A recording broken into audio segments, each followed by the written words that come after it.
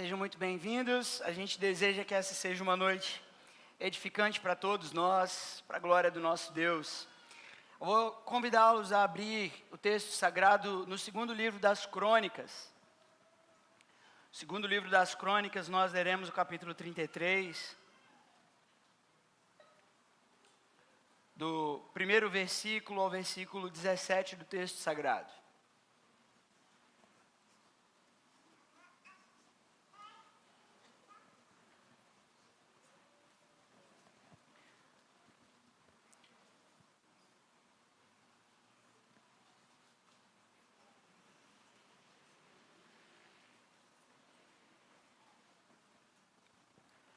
Segundo livro das Crônicas, capítulo 33, do primeiro versículo ao versículo 17.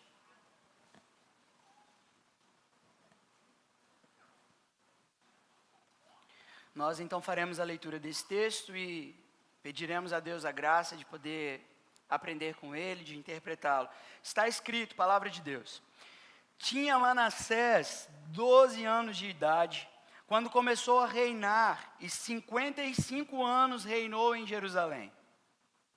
Fez o que era mal perante o Senhor, segundo as abominações dos gentios, que o Senhor expulsara de suas possessões, de diante dos filhos de Israel. Pois tornou a edificar os altos que Ezequias, seu pai, havia derribado. Levantou altares aos Baalins, e fez postes ídolos, e se prostrou diante de todo o exército dos céus, e o serviu. Edificou altares na casa do Senhor, da qual o Senhor tinha dito: em Jerusalém porei o meu nome para sempre. Também edificou altares a todo o exército dos céus, nos 2 átrios da casa do Senhor. Queimou seus filhos como oferta no vale do filho de Inom. Adivinhava pelas nuvens, era agoureiro, praticava feitiçarias, tratava com necromantes e feiticeiros, e prosseguiu em fazer o que era mal perante o Senhor, para o provocar a ira. Também pôs a imagem de escultura do ídolo que tinha feito na casa de Deus, de que Deus dissera a Davi e a Salomão, seu filho: nesta casa e em Jerusalém, que escolhi de todas as tribos de Israel, porei o meu nome para sempre. E não removerei mais o pé de Israel da terra que destinei a seus pais, contanto que tenham o cuidado de fazer tudo o que lhes tenho mandado, toda a lei, os estatutos e os juízos dados por intermédio de Moisés. Manassés fez errar a Judá e os moradores de Jerusalém, de maneira que fizeram pior do que as nações que o Senhor tinha destruído de diante dos filhos de Israel. Falou o Senhor a Manassés e ao seu povo, porém não lhe deram ouvidos. Pelo que o Senhor trouxe sobre eles os príncipes do exército do rei da Assíria, os quais prenderam Manassés com ganchos, amarraram-no com cadeias e o levaram à Babilônia. Ele, angustiado, suplicou deveras ao Senhor, seu Deus, e muito se humilhou perante o Deus de seus pais. Fez-lhe oração, e Deus se tornou favorável para com ele. Atendeu-lhe a súplica e fez voltar para Jerusalém ao seu reino. Então reconheceu Manassés que o Senhor era Deus. Depois disso, edificou um muro de fora da cidade de Davi, ao ocidente de Gion, no vale, e à entrada da porta do peixe, abrangendo Ofel, e o levantou muito alto. Também pôs chefes militares em todas as cidades fortificadas de Judá. Tirou da casa do Senhor os deuses estranhos e o ídolo, como também todos os altares que edificara no monte da casa do Senhor e em Jerusalém. e os lançou fora da cidade. Restaurou o altar do Senhor, sacrificou sobre ele ofertas pacíficas e de ações de graças, e ordenou a Judá que servisse ao Senhor, Deus de Israel. Contudo, o povo ainda sacrificava nos altos, mas somente ao Senhor, seu Deus. Até aí a nossa leitura. Se puder, queira pedir ao Senhor instrução, pedir a Deus que Ele fale ao nosso coração a partir dessa leitura.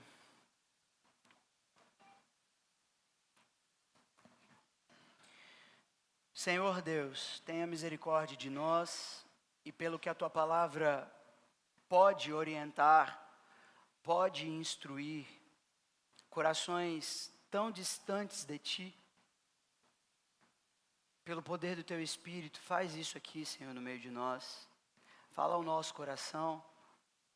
Nós que fomos amados, enquanto ainda éramos pecadores, conforme a Tua palavra. Podemos ouvir a Tua voz e que aqui seja ouvida a Tua voz.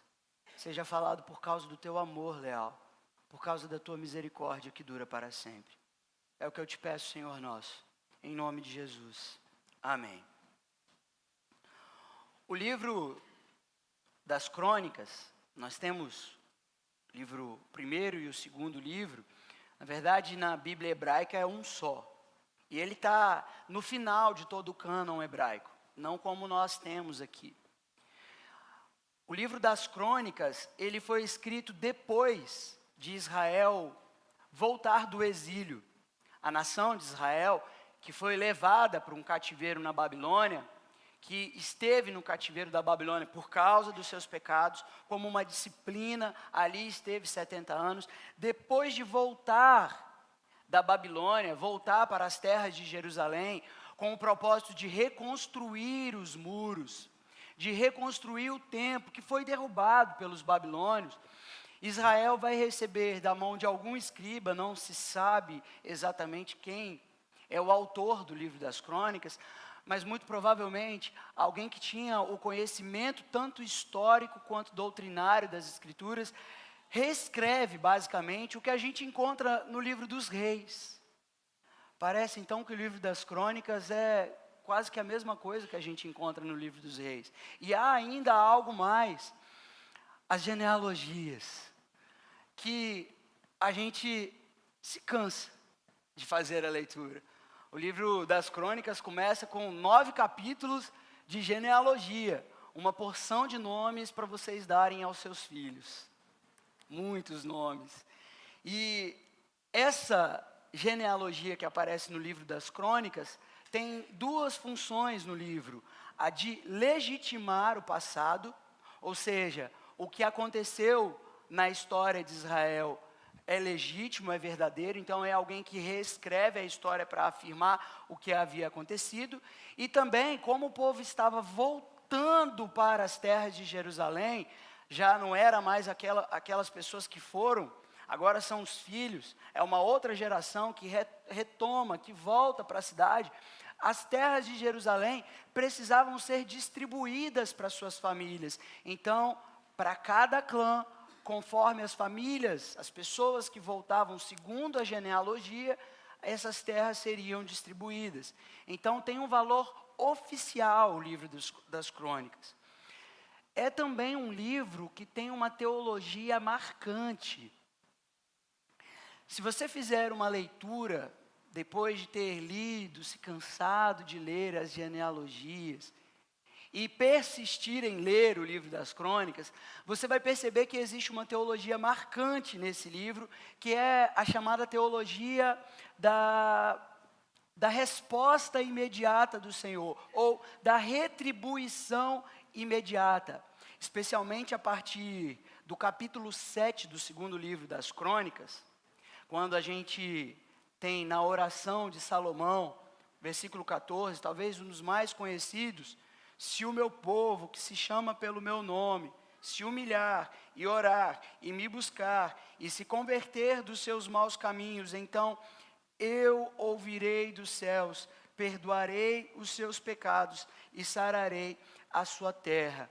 o que é essa retribuição imediata que vai aparecer no livro das crônicas? Bem, o cronista, ele reconta a história para mostrar que cada geração experimentará a bênção ou a maldição segundo as suas próprias ações. Porque ao recontar a história que aparece no livro dos reis, o autor das crônicas, ele enfatiza que os reis que pecaram contra o Senhor, quando se voltaram para Deus, Deus respondeu. E aqueles que não deram ouvidos ao Senhor, receberam a aflição como resposta, como resultado das suas ações. Então, na teologia do autor de crônicas, há sempre algo imediato, algo que acontece depois de alguma ação por parte do povo de Deus. Se o povo de Israel se rebela contra a palavra de Deus, o que vem é a aflição. Mas se esse povo rebelde contra a palavra de Deus se humilha e ora e busca o Senhor responde de maneira positiva. Essa é a teologia que aparece mais enfaticamente no livro das crônicas. Então, buscar a Deus é o termômetro no livro das crônicas para a prosperidade ou para a aflição.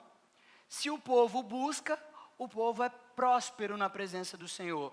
Se o povo deixa, abandona o Senhor, passa a experimentar a aflição. Considerando então que Israel está voltando do exílio, lembre-se disso, esse livro é dado na mão do povo de Israel. A mensagem que os seus leitores têm é a seguinte: um povo que abandonou o Senhor no seu passado tem como consequência a aflição. Um povo que, mesmo tendo feito tudo o que havia feito de mal, quando então se humilhava na presença do Senhor, o Senhor, seu Deus, o resgatava, o trazia de volta. Eles estão voltando com essa mensagem. Um povo que volta do exílio, volta com essa mensagem. Olha, considerem o passado. A gente está voltando para Jerusalém, mas a gente tem que olhar para trás e ver o que causou tudo isso. O que causou tudo isso foi a nossa desobediência, a desobediência dos pais. Então a gente precisa considerar que a desobediência trouxe a aflição.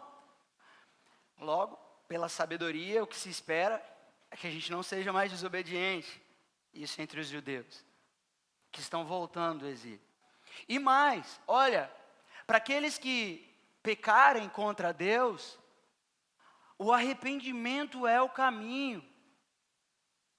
Porque o Senhor Deus, Ele ouve e responde àqueles que invocam o seu nome, aqueles que buscam o seu nome. O arrependimento é o caminho. Então, essa turma volta do exílio para Jerusalém com essa mensagem de um Deus misericordioso, de um Deus bondoso, que pode reconciliar aqueles que cometeram faltas e pecados. E aí, a gente vai caminhar pelo livro das crônicas com diversas histórias de reis que pecaram contra o Senhor e que se desviaram do Senhor, fizeram o que era mal e que morreram assim. Mas existem outros que se arrependeram no caminho. E é o que a gente está lendo aqui. A história de Manassés. Considerem o texto que nós acabamos de fazer a leitura. O rei que por maior tempo em Israel reinou, 55 anos. Um rei que começou a reinar em Israel aos 12 anos de idade. A história de Manassés, filho de Ezequias, que foi um rei que teve um coração na presença de Deus, que tirou do templo de Israel todos os altares, que fez uma reforma dentro da religião de Israel, purificando a religião de Israel. Manassés, ele não anda no caminho dos seus pais e ele faz o que é mal perante o Senhor, conforme a gente lê no segundo versículo desse texto. fez o que era mal perante o Senhor. E do primeiro versículo ao versículo 9, a gente vai ter um homem cuja perversidade poderia assombrar alguns leitores. Porque Manassés foi muito mal.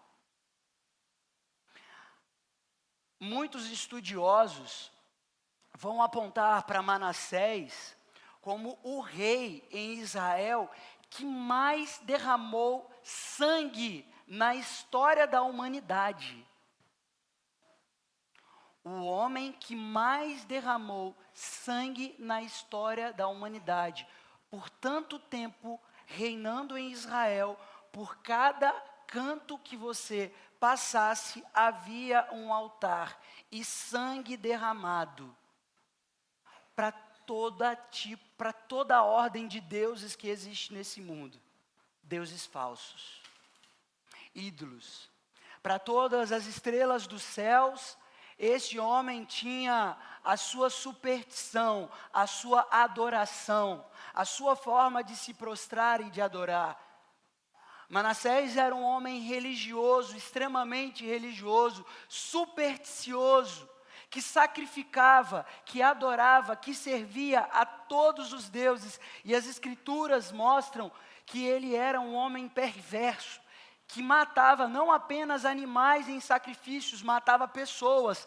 Mais ainda, as escrituras vão mostrar para nós, o versículo 6, que Manassés queimou os seus próprios filhos como um sacrifício aos deuses que ele acreditava. Um homem perverso em seus atos, sem compaixão familiar, sem misericórdia por homens, animais, crianças. Um homem que derrama sangue segundo as suas superstições, segundo as suas crenças. Um homem perverso, mau. É assim que as escrituras dizem a respeito desse homem em suas práticas pecaminosas. Como a gente vê, ele edifica os altos onde eram feitos sacrifícios que o pai dele havia derrubado.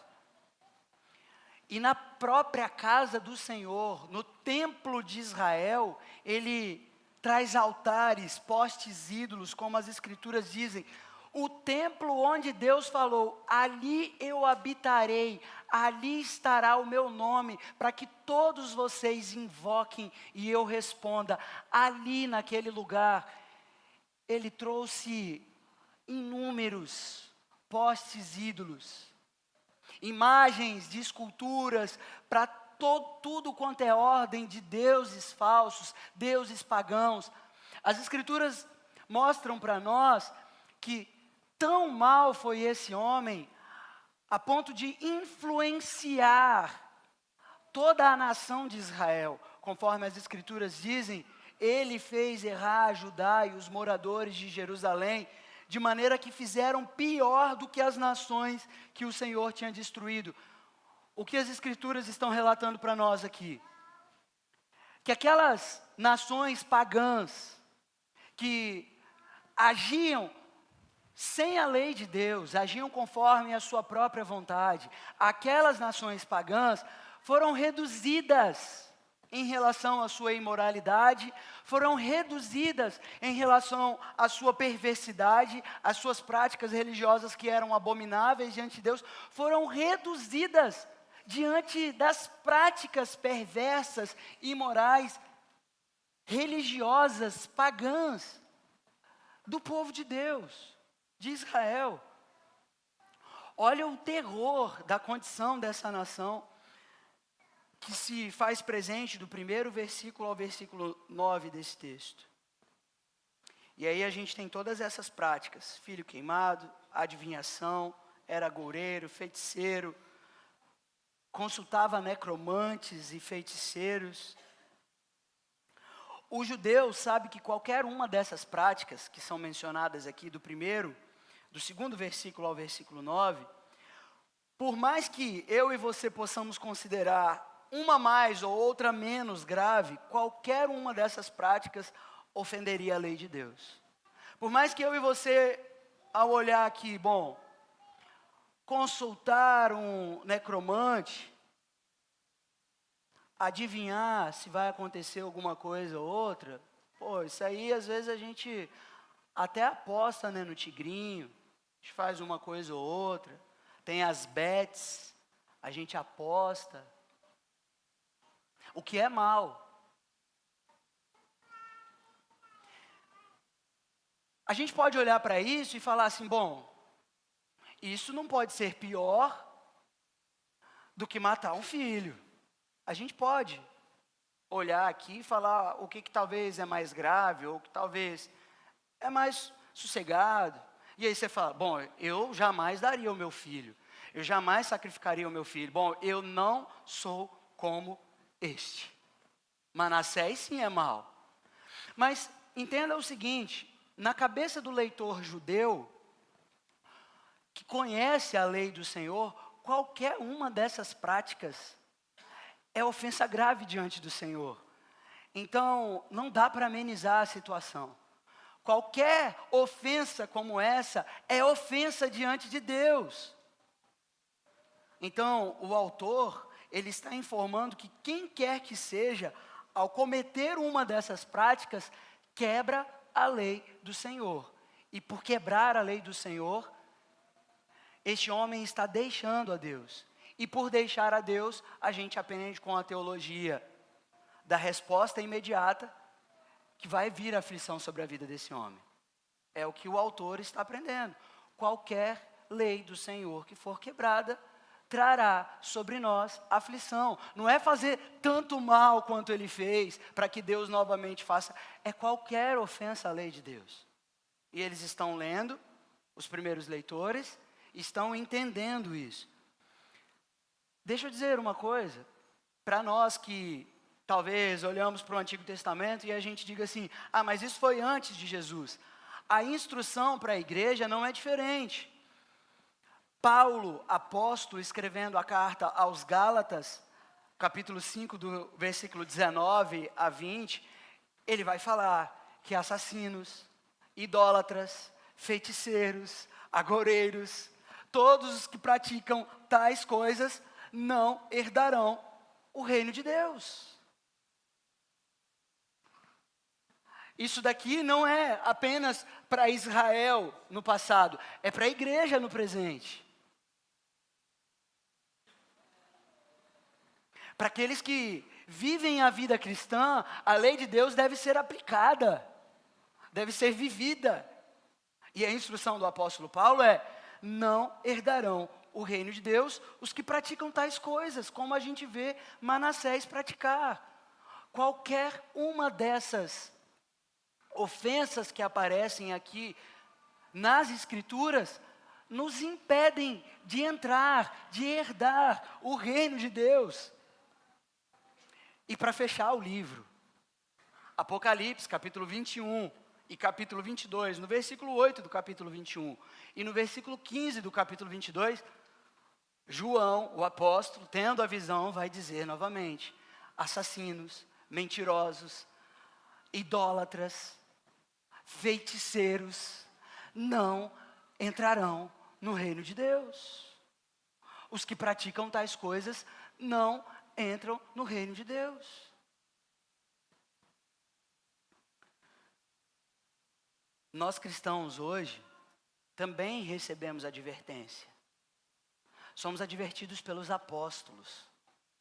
Eles dão instrução para a igreja com base na lei de Deus, com os princípios divinos que devem orientar e reger a nossa vida, conduzir a nossa conduta, dar a nós um jeito de andar que seja igual ao jeito do Filho de Deus, ou dos filhos de Deus. E isso se dá por meio das Escrituras. Então, nós que voltamos à casa do Senhor constantemente, nós que temos a oportunidade de nos voltarmos para Deus, assim como aqueles judeus estavam voltando para Jerusalém, nós que temos a oportunidade de voltar para um momento como esse, como nós temos, também recebemos advertências. advertências para que as nossas vidas sejam guiadas e orientadas pelas Escrituras. Veja o que vai aparecer para nós agora no versículo 10 e 11. Se do primeiro versículo ao 9, nós aprendemos sobre as práticas tão perversas e más de Manassés e do povo de Israel, o versículo 10 e 11 vai mostrar algo para a gente dentro desse processo. Veja que o versículo 10 vai dizer assim: falou o Senhor a Manassés e a seu povo. Deus fala com gente assim. Deus fala com pessoas perversas. Deus fala com feiticeiros, com idólatras, com gente que sacrifica os filhos. Deus fala.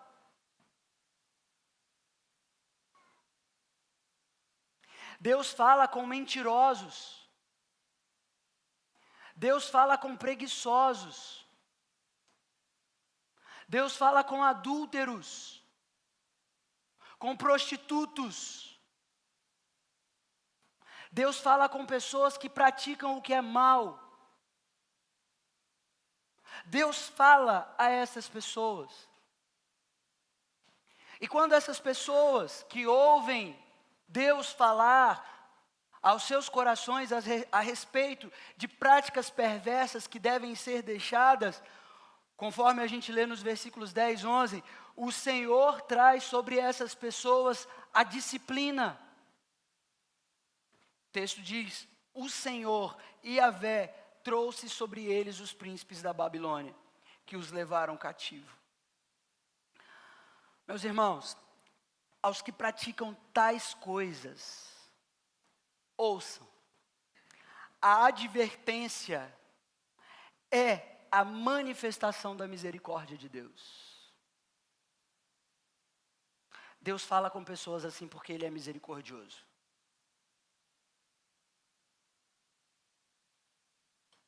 Deus fala porque Ele é misericordioso, porque não é o que pessoas assim merecem.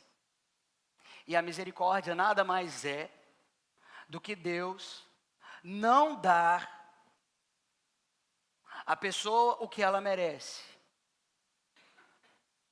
Dar a ela uma palavra, uma instrução de mudança e de transformação de vida com a qual Ele se dispõe a abençoá-la. Deus fala com pessoas assim porque Ele é misericordioso. Então, quando Deus fala a respeito do seu pecado, Ele está manifestando misericórdia. A advertência é uma manifestação da misericórdia de Deus. Aos que continuam em tais práticas, e o Senhor traz a disciplina, ouçam, essa é a manifestação do amor de Deus. Deus fala para que o pecador se arrependa. Não havendo um arrependimento, Deus, Ele leva a disciplina. Por que isso? Porque Ele ama. Porque Ele poderia deixar simplesmente por não ter dado ouvidos. Ele poderia abandonar porque não quis ouvir a sua voz, mas Ele conduz então a disciplina. Isto aqui é manifestação do amor de Deus. Um amor como nós cantamos, que não nos separa dEle. Que Ele não desiste, não abandona. É amor. É Deus mostrando na sua fala, na sua advertência, a misericórdia e mostrando na disciplina o seu amor. Meus irmãos, amor e misericórdia se mostram na advertência e na disciplina de Deus. Se você conhece a Deus misericordioso, você sabe que Deus não te deu o que você merecia. e Ele te advertiu para que você soubesse disso. E se você passa pela disciplina do Senhor, é porque Deus não quis te deixar. Assim ensina o autor aos Hebreus. Capítulo 12, do versículo 4 a 11, o autor aos Hebreus vai dizer: não menospreze a correção. Não menospreze a correção. Por quê? O Senhor corrige a quem ama. Deus não deixa filhos sem correção.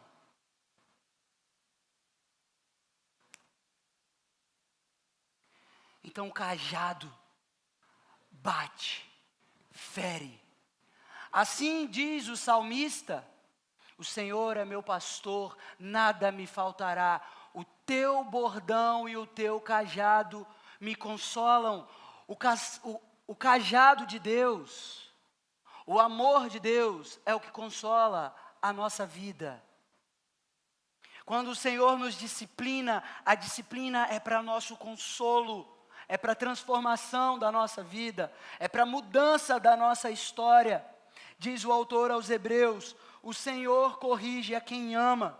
Se estais sem correção, sois bastardos e não filhos. Então, se não há disciplina para quem incorre nesses erros, significa dizer que essa pessoa não pertence ao Senhor, não é amado de Deus. Se Deus não fala, se Deus silencia, se Deus não disciplina, é porque Deus já entregou.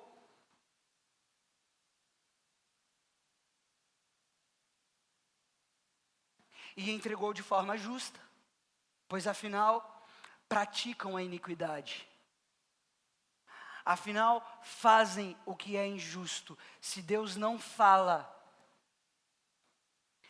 se Deus não disciplina, esses estão entregues, dados a si mesmos, a fazer o que é mal e a viver o que é mal. As Escrituras mostram para nós, o autor aos Hebreus, no capítulo 1, que Deus falou de muitas maneiras no passado, mas que agora Ele fala por meio do seu Filho Jesus. Aqueles que estão ouvindo falar de Jesus, estão tendo diante de si a manifestação da misericórdia de Deus, porque ainda há tempo enquanto se ouve. Daí as Escrituras dizem: se hoje ouvir a voz, não endureçais os vossos corações. Se hoje vocês ouvem falar de Jesus, não endureçam os vossos corações, arrependam-se. Abandonem o que é mal, todas as práticas perversas, arrependam-se, pois o Senhor está mostrando misericórdia. Esse é o tempo aceitável ao Senhor, é o tempo de Deus mostrar misericórdia, é o tempo de Deus mostrar a sua graça, a sua bondade, o seu amor, e Ele tem revelado isso a nós. De maneira que Ele não poupou o seu Filho, Ele o disciplinou, Ele o moeu até a morte, sem que existisse em Cristo qualquer pecado. Mas porque Cristo assumiu todo o nosso pecado, Ele foi esmagado e foi moído em nosso lugar, porque nós transgredimos as leis. Porque nós pecamos contra o Deus vivo.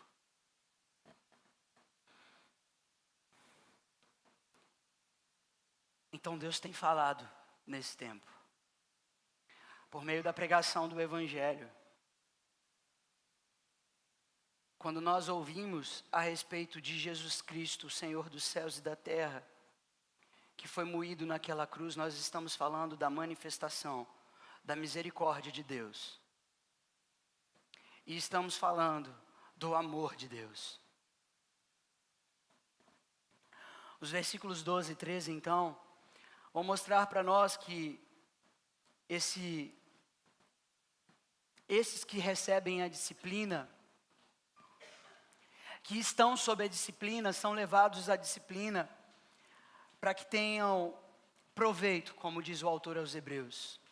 o Senhor nos disciplina para o aproveitamento, para a santificação, para a pureza, para que tenhamos vida então com Deus. E aí, os versículos 12 e 13 desse capítulo que nós lemos, o 33, mostram para nós a atitude desse que tem ouvido Deus, desse que tem sido disciplinado por Deus. O texto vai dizer que ele então suplicou, muito se humilhou, fez-lhe oração, reconheceu que o Senhor era Deus.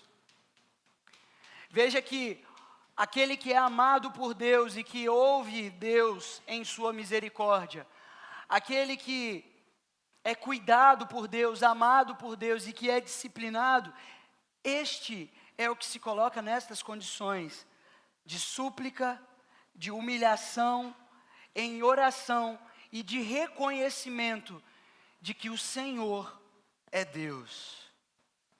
Os que quebram a lei do Senhor estão recebendo uma mensagem de esperança enquanto voltam para Jerusalém.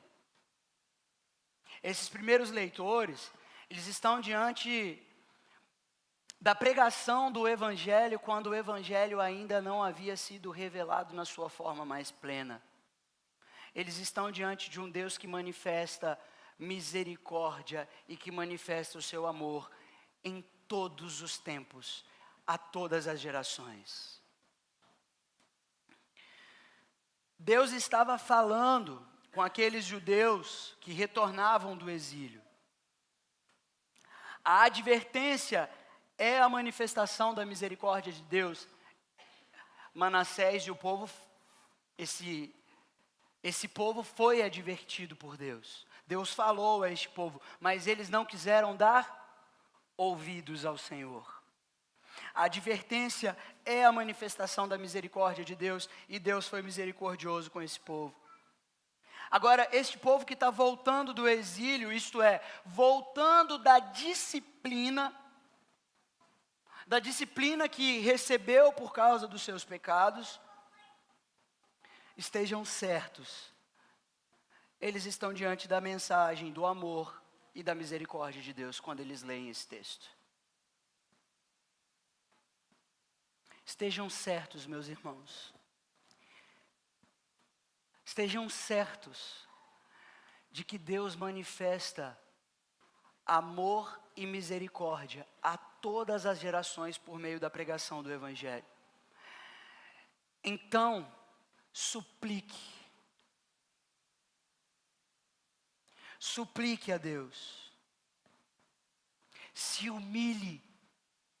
humilhe-se muito na presença desse Deus. Ore a Deus, reconheça que Jesus é a manifestação da misericórdia e do amor de Deus. Reconheça que Jesus é Deus e que Ele é Senhor. Veja que para estes que são amados e que ouvem a voz de Deus e que são disciplinados por Deus, e que suplicam ao Senhor, e que se humilham diante do Senhor, e que oram diante do Senhor, e que reconhecem que Ele é Deus. Veja o que o texto diz para nós. Deus se tornou favorável, e atendeu-lhe as súplicas, e lhe fez voltar à terra. É a teologia do livro das Crônicas, que ensina que Deus é favorável àqueles que o buscam. Aqueles que, ouvindo a respeito da misericórdia de Deus, ouvindo a respeito do amor de Deus, sendo disciplinados por Deus, sendo amados por Deus, portanto, conduzidos pelo Eterno, ainda que pela disciplina, estes fazem súplicas diante do Senhor, e Deus os ouve. Deus ouve o pecador, Deus ouve o homem mau, que é amado por Ele. As Escrituras dizem, conforme Paulo aos Romanos, no capítulo 5 da carta aos Romanos, que Deus nos amou quando ainda éramos Manassés. Não foi quando nós éramos bonzinhos que Deus nos amou e quis nos adotar. Mas foi quando éramos como Manassés, que quebrávamos a lei de Deus, que éramos injustos, que éramos perversos, por natureza, pela natureza de Adão. Deus nos amou segundo a sua misericórdia, Ele nos viu segundo a sua compaixão, e Ele mesmo mostrou e falou a nós que há perdão por meio do Evangelho de Jesus para todo o perverso, para todo o que peca, para todo o que faz mal. Há perdão para os pecados. O Senhor mostrou que é gracioso a um dos mais perversos reis da história, quem sabe um dos homens mais perversos da história, Manassés. Deus mostrou que ele é misericordioso e gracioso, o que ensina que aquele povo que está voltando para Jerusalém, que Deus é misericordioso para perdoar a qualquer um que, tendo quebrado a sua lei, humilhando-se diante dele, ele estaria disposto a estender a sua mão e lhe perdoar o pecado. É isso que esse povo em Judá está aprendendo com a história de Manassés, e nós aprendemos com o Evangelho de Jesus. Que todo aquele que invocar o nome do Senhor será salvo. É o que as Escrituras dizem. Que todo aquele que invocar o nome do Senhor será salvo. O capítulo 7 desse texto que nós fizemos mesmo a leitura, o versículo 14 diz: se o meu povo se humilhar, e orar, e me buscar, e se converter dos seus maus caminhos, eu ouvirei dos céus, perdoarei os seus pecados, sararei a terra. Deus perdoa Manassés, porque o próprio Deus prometeu que, havendo essa conduta, Ele perdoaria. Não é porque Manassés é bonzinho. Não é porque Manassés mudou e Deus então resolveu se agradar. É porque Manassés se arrependeu dos seus pecados, se humilhou diante de Deus e orou. E Deus disse que todo aquele que se humilhar e orar e se arrepender dos seus caminhos maus e o buscar de todo o coração, Ele ouviria as suas orações dos céus, perdoaria os seus pecados, sararia a sua terra.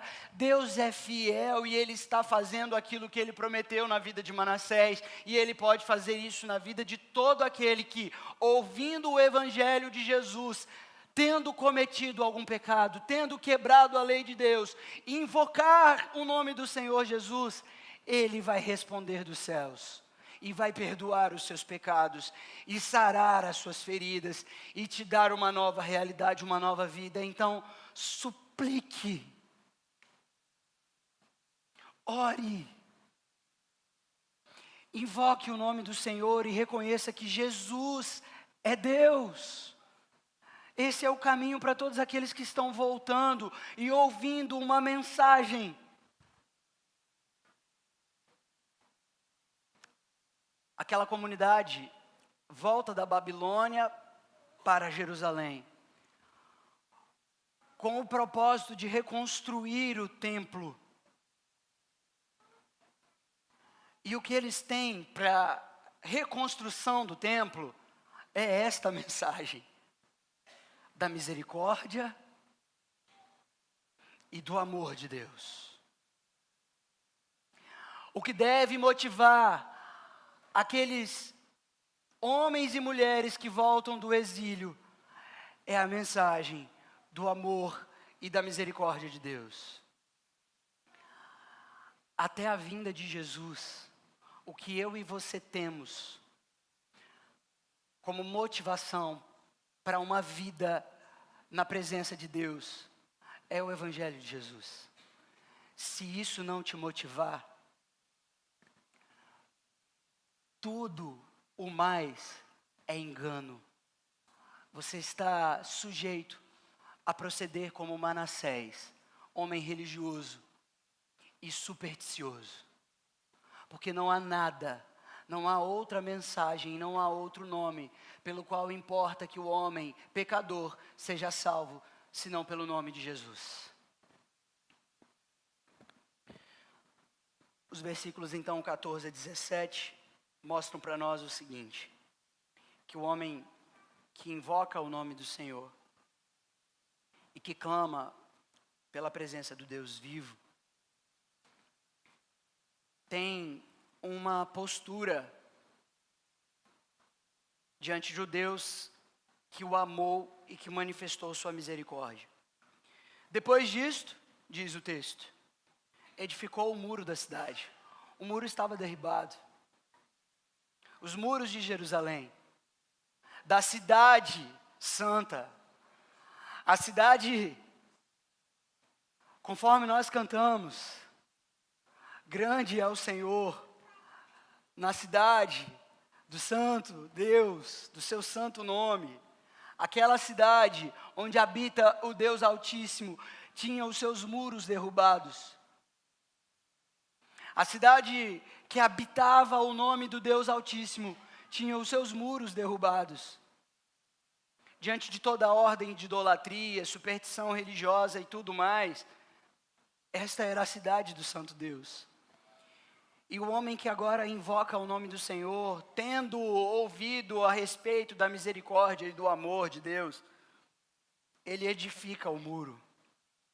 As Escrituras mostram para nós então que ele tira da casa do Senhor todos os postes ídolos e as imagens que ele mesmo havia edificado.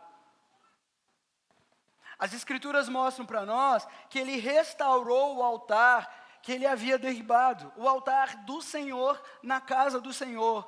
E ali então ele sacrifica ofertas pacíficas e de ações de graças, e ele ordena aquela nação, que até então havia sido influenciada por ele a praticar o que era abominável, ele ordena aquela nação que adorasse e que servisse somente ao Senhor.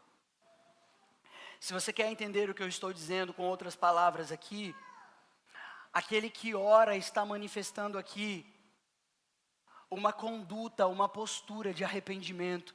Se você já leu o Evangelho de João, o capítulo 3, e a conversa que Nicodemos tem com o Senhor Jesus, é sobre isso daqui, é sobre um novo nascimento.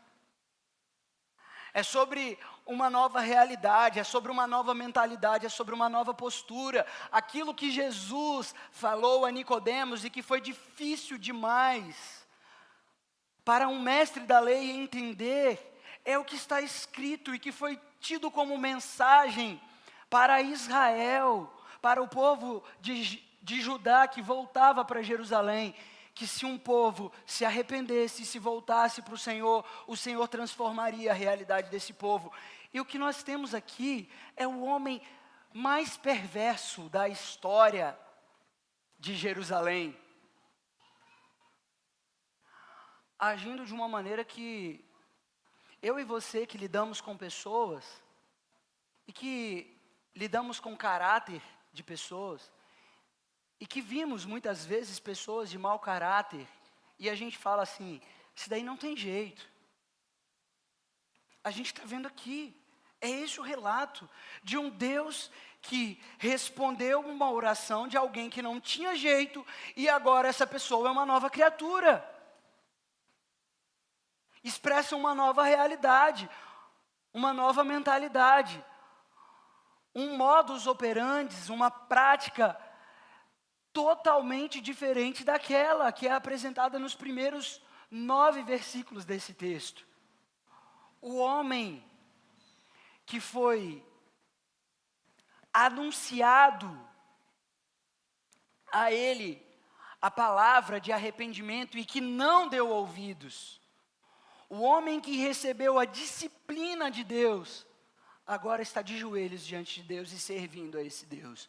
Por quê, afinal? Porque ele foi muito amado. E conforme o Evangelho de Lucas, o Senhor Jesus vai dizer, a despeito daquela mulher que derrama um bálsamo nos pés de Jesus, e com os seus cabelos e com suas lágrimas, lava os pés do seu Senhor, o Senhor Jesus vai dizer que a despeito daquela mulher, a ação daquela mulher, que quem muito foi perdoado, muito amou. Alguém nessas condições, que é muito amado por Deus, é alguém que vai se entregar totalmente a Deus. Porque viu o grande amor de Deus e a grande misericórdia de Deus diante dos seus olhos. Então eu quero concluir com vocês, dizendo que o favor de Deus ele é concedido.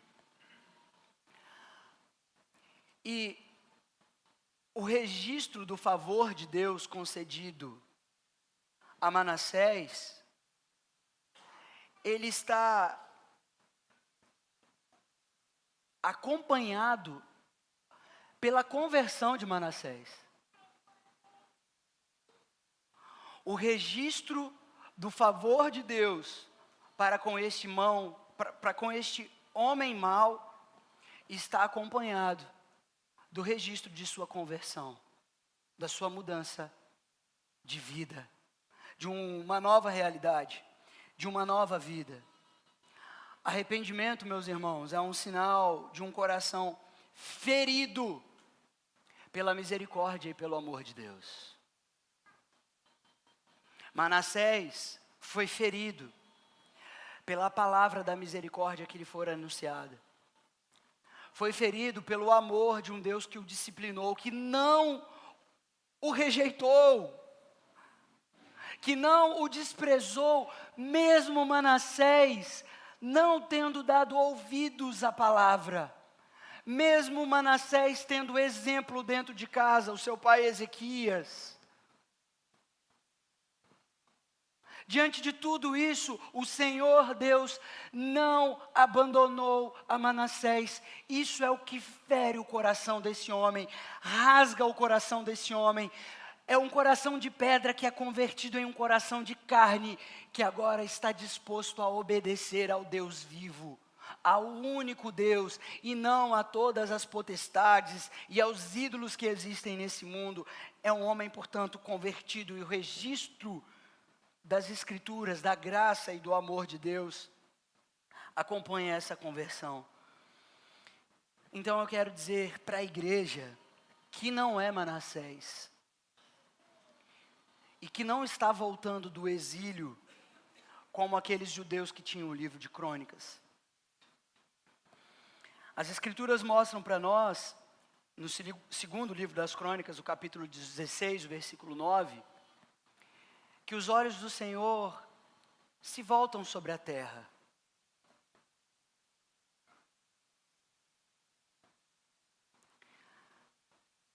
Em busca de um justo. Assim a gente vai encontrar Isaías capítulo 59, o versículo 15 e 16. O Senhor mandando procurar um que não tivesse quebrado a lei do Senhor. Um que não tivesse quebrado algum dessas leis. A Jeremias, capítulo 5, primeiro versículo, Deus manda a Jeremias: Jeremias, sai pela cidade, procura, vê se você acha um que pratique a justiça, um que faça o que é verdadeiro, justo e bom.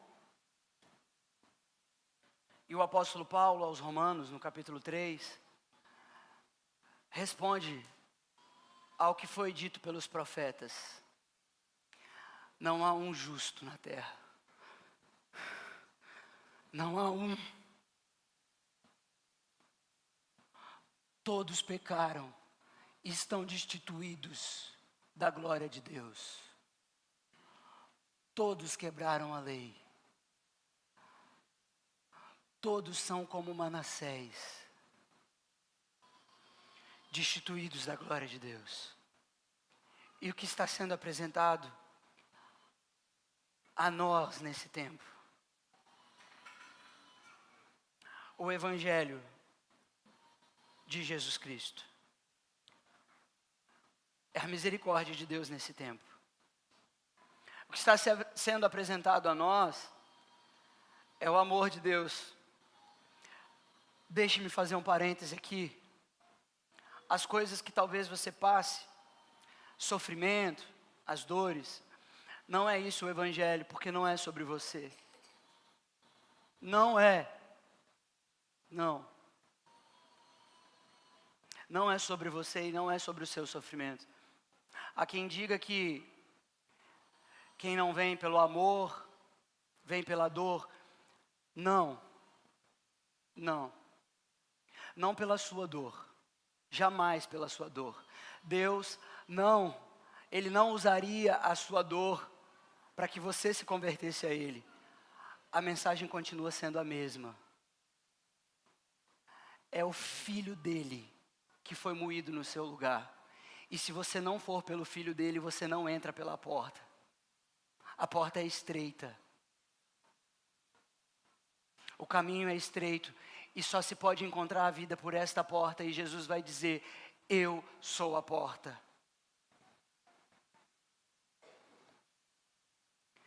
Não é, então, a disciplina que recai sobre você, mas é a disciplina que recai sobre um justo, que pisou nessa terra, e que muito nos amou, ao ponto de entregar a sua vida, para que nós não perecêssemos, mas que recebêssemos a vida eterna. Então é somente por Jesus. Se você quer saber a despeito do amor de Deus, da misericórdia de Deus, é sobre Jesus que você precisa saber. E é Ele que deve ser anunciado a nós sempre. Então, deixe-me dizer, por fim, o seguinte: na súplica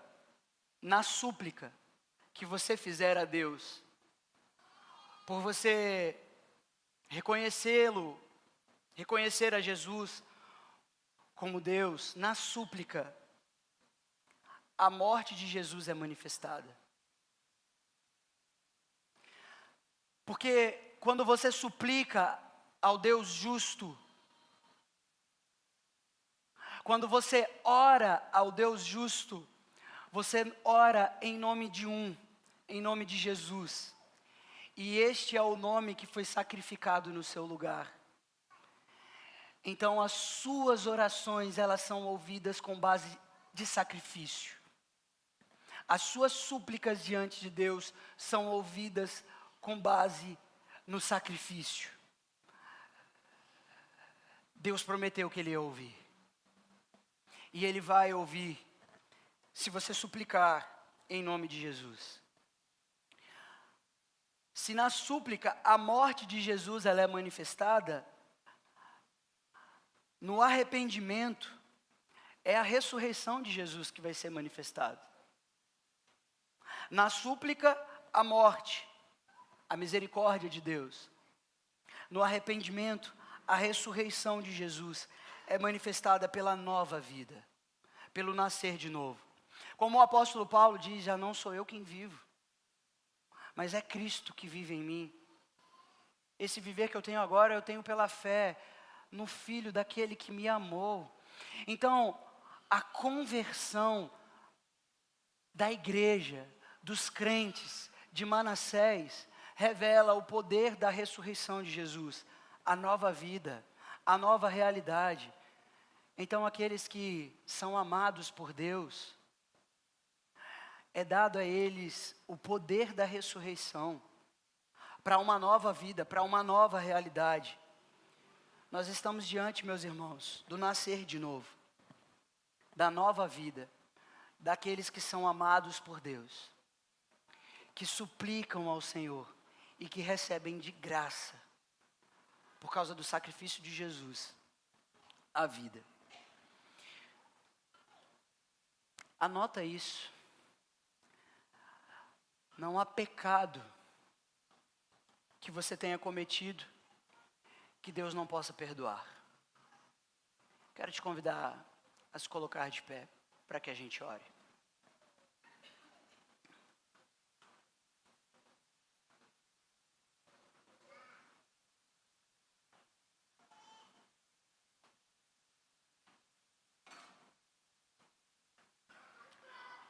Ore você ao Senhor nesse momento,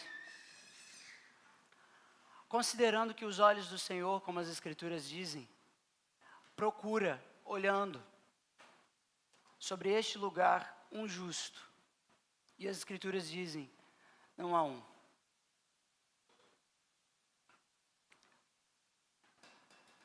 Se você está convencido de que você quebra a lei de Deus, que você quebrou a lei de Deus, queira suplicar o favor dele. Queira orar em nome de Jesus, lembrando daquilo que nós aprendemos com a história de Manassés, com a história de Judá, de um Deus que perdoa pecadores. Seja qual for o pecado que ele tenha cometido, ou a multidão de pecados que ele tenha cometido, Deus é fiel para perdoar. Deus Pai, nós suplicamos, porque para nós foi revelado que o Senhor é misericordioso. O Senhor é misericordioso ao conceder que o teu Cordeiro, o teu Filho, Jesus, morresse por termos nós quebrado a tua lei. Então nós pedimos, Senhor nosso, ouve a nossa oração e perdoa os nossos pecados com base no sacrifício de Jesus. E porque o Senhor tem falado ao nosso coração com a misericórdia, e o Senhor também tem falado ao nosso coração com o teu grande amor, por ter o Senhor disciplinado o teu Filho, enquanto nós ainda éramos pecadores. Eu quero te pedir, Deus, que nos seja concedido o poder da ressurreição, que nos faz dar fruto de uma nova vida.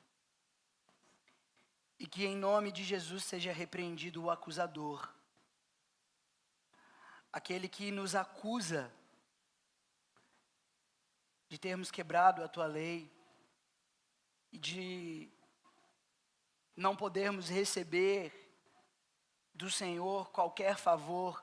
Ele seja repreendido em nome de Jesus, porque no espírito da tua palavra e no poder da tua palavra, o que é ensinado é que o Senhor está disposto a ouvir todo aquele que se humilhar e orar e buscar ao Senhor de todo o coração e se arrepender dos seus pecados. O Senhor ouvirá dos céus e perdoará os seus pecados e sarará e trará uma nova vida, uma nova realidade para esta terra. Então nós pedimos, Senhor, olha para este lugar, tenha os teus ouvidos atentos para este dia, para esta noite, enquanto nós invocamos o teu nome.